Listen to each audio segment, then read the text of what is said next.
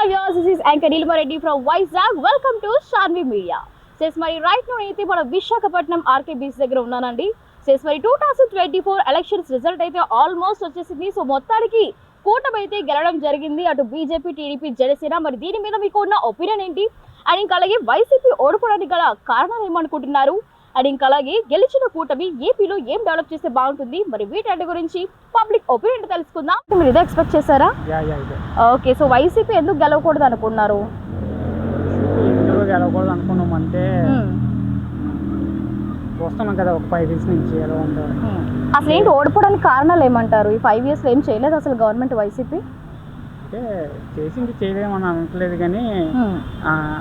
కానీ ఎవరు స్టూడెంట్స్ కానీ ఎవరు కానీ అంటే సాటిస్ఫై అవ్వదు అనమాట. అది ఓకే.